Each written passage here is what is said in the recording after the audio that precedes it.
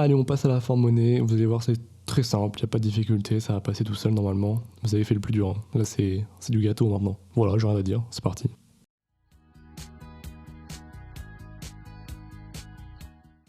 Pour arriver à la forme monnaie, Marx il va développer la formule qu'on a utilisée dans la vidéo précédente.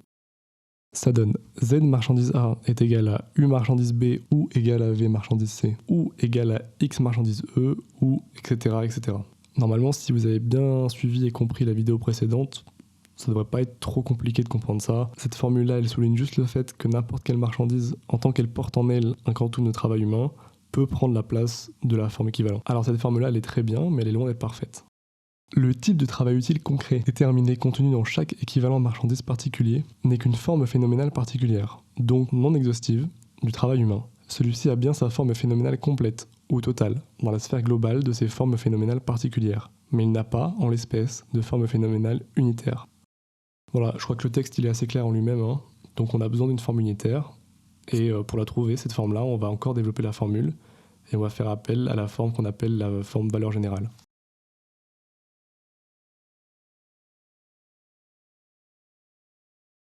La forme nouvellement atteinte exprime les valeurs du monde des marchandises dans une seule et même espèce de marchandise dissociée de ce monde, par exemple dans la toile, et expose ainsi les valeurs de toutes les marchandises par leur égalité avec la toile. En tant qu'elle est quelque chose d'assimilé à la toile, la valeur de toute marchandise n'est plus seulement distincte de la valeur d'usage propre à celle-ci, mais aussi de toute valeur d'usage, et par ce fait même, précisément, elle est exprimée comme ce qu'il y a de commun à toutes les marchandises et à elles-mêmes.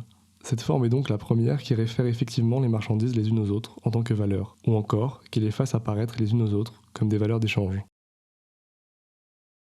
On a ici la forme équivalent qui peut exprimer la valeur de toutes les formes valeurs relatives de manière simultanée. La forme valeur universelle, qui présente les produits du travail comme de simples gélifications de travail humain indistincts, montre par sa propre structure qu'elle est l'expression sociale du monde des marchandises. Elle manifeste ainsi qu'au sein de ce monde des marchandises, c'est le caractère universellement humain du travail qui constitue son caractère spécifiquement social. Dans cette forme-là, on a la forme équivalent, donc ici 20 ounces de toile, qui peut exprimer la valeur de toutes les formes valeurs relatives de manière simultanée. C'est-à-dire qu'en fait, si j'ai un habit, je peux l'échanger contre 20 ounces de toile, mais si j'ai 10 livres de thé, je peux aussi l'échanger contre 20 ounces de toile, pareil pour 40 livres de café, un quarteur de blé, etc. etc.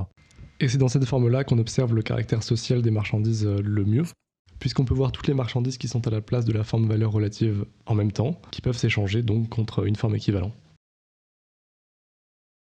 L'espèce spécifique de marchandise dont la forme naturelle se fond socialement avec la forme équivalent devient désormais marchandise monnaie, ou encore fonctionne comme monnaie. Jouer le rôle d'équivalent universel au sein du monde des marchandises devient son rôle social spécifique, et, partant, son monopole social.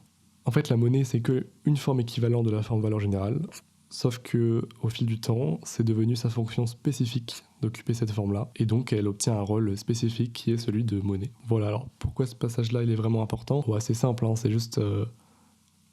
et d'autant plus à son époque, mais c'est pour critiquer les opinions politiques qui disent oui, il faut supprimer la monnaie, machin. Non, non, bah non, ça sert à rien, parce que la monnaie est une conséquence en fait. Voilà, la monnaie est un symptôme.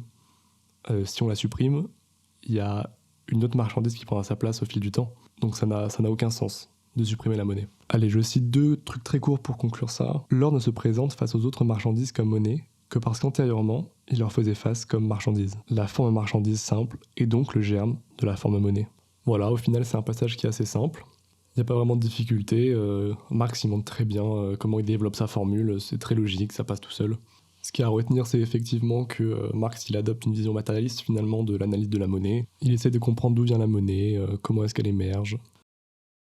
Allez, cette partie terminée. Il n'en reste plus qu'une sur le caractère fétiche de la marchandise, et puis on aura tout bouclé. Donc c'est cool, je suis content.